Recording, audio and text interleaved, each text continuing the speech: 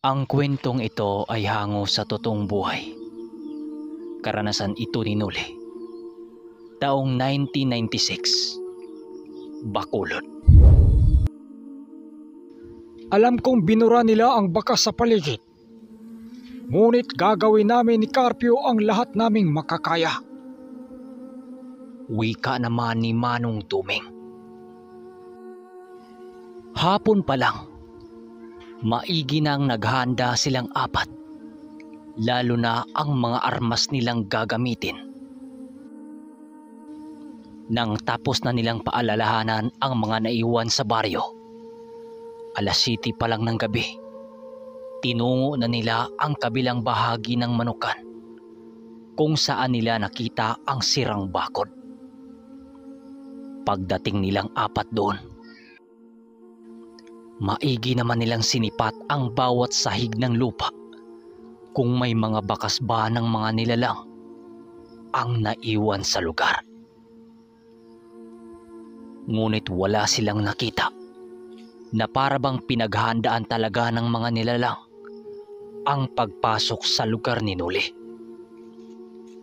Nang wala talaga silang makita, nagdesisyon noon ang dalawang ermitanyo na gumawa ng ritual upang maalis ang napakalakas na sabulag sa paligid. Nang tapos nang gawin yun nila Manong Duming, doon na lumitaw sa kanilang harapan ang mga kalat sa paligid na parabang sariwa pa ang mga pangyayari. Nang makita ito ni Mang Carpio, napangisi lang naman ito. Gawa ng nagawa rin nilang nabasag ang sabulag na yon.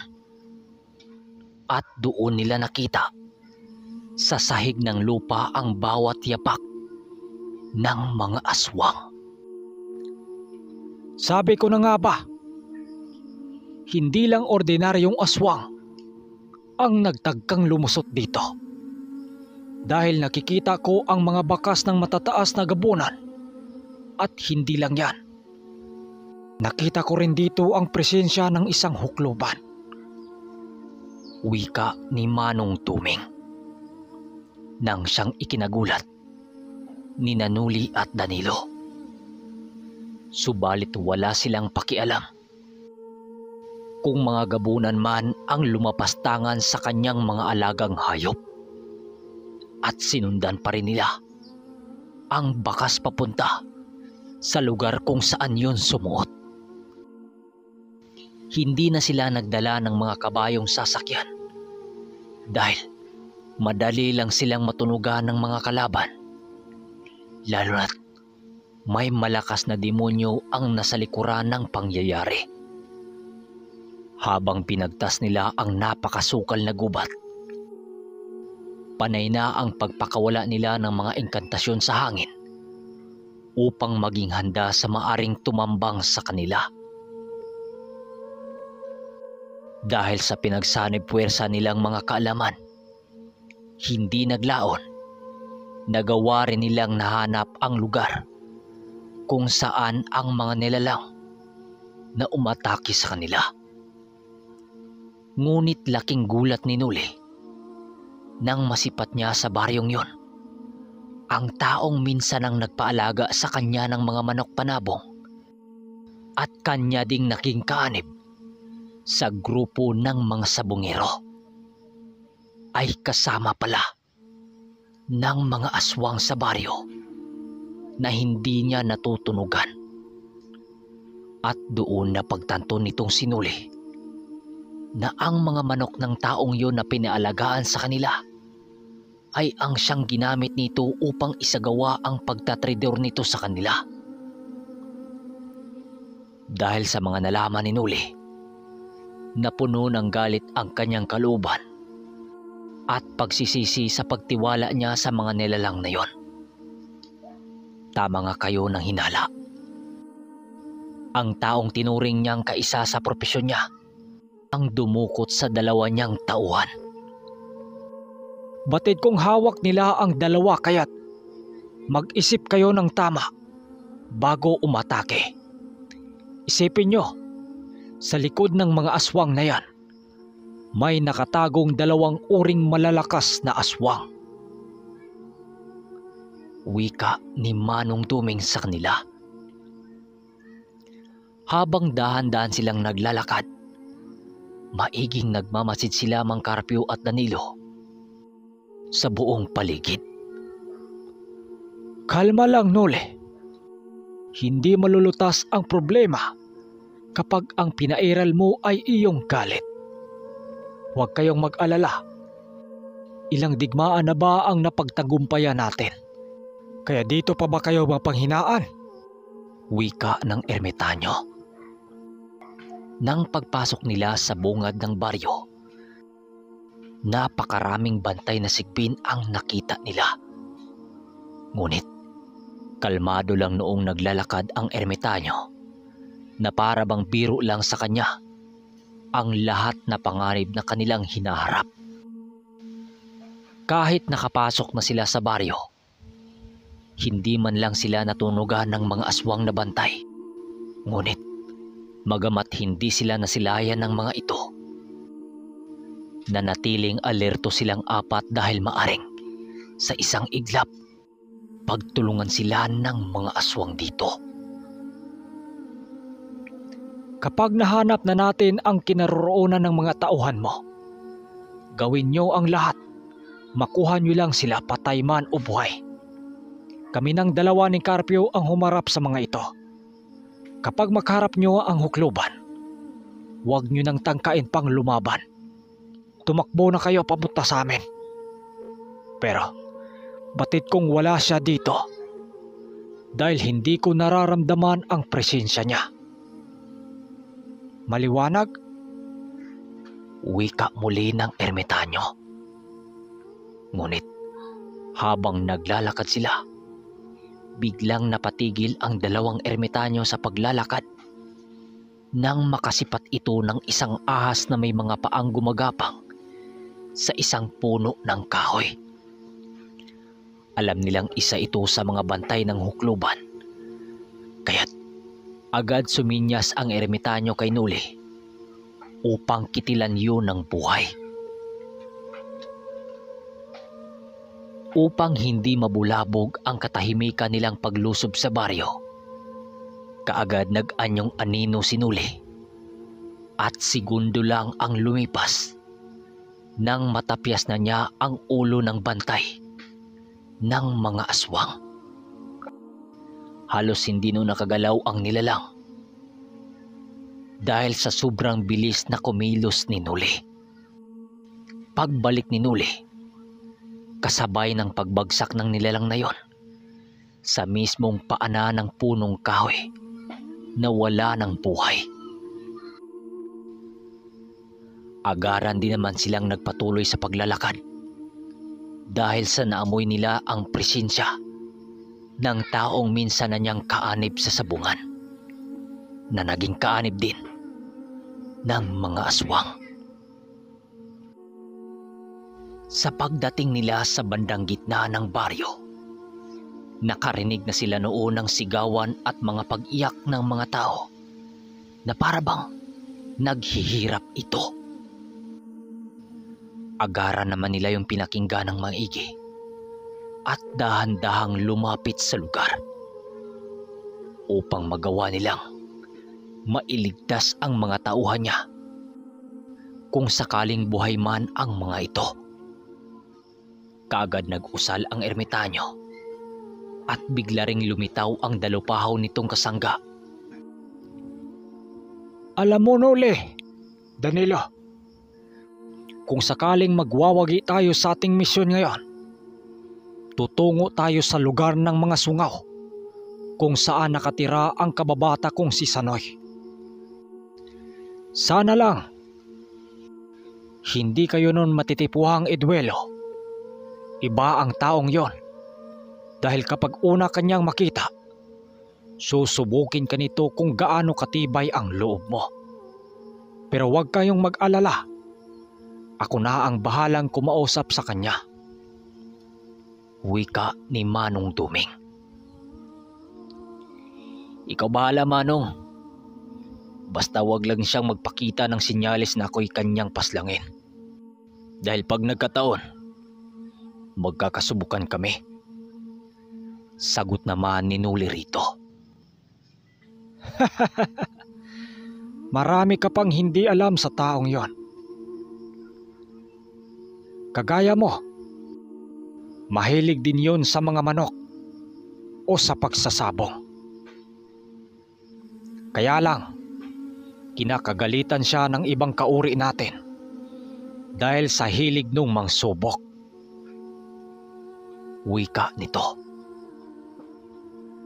Dahil malapit na sila sa kutang kinaroroonan ng nagsisigawan, pinili na nilang tumahimik habang pinakinggan ang bawat ingay sa baryo. Hindi naman sila kayang maamoy ng mga kalaban dahil nagawa na nilang mailatag ang mga pangkubli na kanilang taglay-taglay. Si Danilo noon, nakalabas na ang kampilan nito na handa nang pumaslang ng anumang oras. Sa pag-usad pa nila ng ilang hakbang, doon na nila nakita ang isang aswang na kumakain ng buong karni ng tao na nakapatong pa sa isang pinagkainang mesa. Habang pinapangas-pangas nito ang laman-laman ng isang tao, panay din ang pagtitig nito sa buwan. Nang makita ito ni Noli, bigla naman silang kinakabahan dahil maaring ang nilantakan noon ay isa sa mga tauhan niyang dinukot. Subalit, hindi pa man sila nakagawa ng hakbang, biglang nagulantang noon silang apat nang masipat nilang papalapit dito ang taong tumaraydor sa kanila habang may kasamang 5 gabunan. Lumapit yun sa isang aswang na kumakain habang nag-uusap ito. Walang sabi-sabi, agad inutusan ni Manong Duming ang kaibigan niyang Dalupaho at ang tikbalang na gabay ni Danilo at kanya na ding tinawag upang palibutan ang buong paligid ng mga aswang na yon. Maliban lang kay Noli, hindi na muna niya pinagalaw ang mantiw dahil nais niya itong sunod na alas kung sakaling magkagipitan man. Sa isang iglap, nagawa rin nilang mapalibutan ang matatas na uri ng aswang, maging ang taong minsan ang nakaanib ni Noli. Nang masilayan nitong nakapalibot sila Noli sa mga ito, kitang-kita naman sa pagmumukha ng mga nilalang ang labis na gulat at pagkabahala. Lalo na ang taong tumiraydor sa kanya. Kaibigan, papanong nakapunta ka rito? Mabuti na lang, dahil walang nangyaring masama sa inyo. Wikang pagpapapanggap ng taong yon. Wala akong kaibigang demonyo. Hayop ka. Tinuri pa naman kitang kaisa sa ating layunin. Ngunit ikaw lang din pala ang magpapabagsak sa akin. Nasaan ang 2 kong tauhan? Ilabas mo siya. Alam kong ikaw ang dumukot sa kanila. Wikang pagsinghal ni Noli. Nang marinig ito ng taong tumraydor sa kanya, tila ba nakita nito si kamatayan.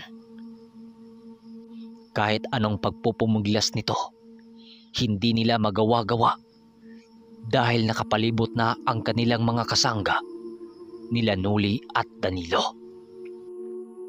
Maliban pa sa mga nakalatag nilang panangga, nakapaikot na sa buong paligid ang mga palipad na hangin ng 2 ermitanyo.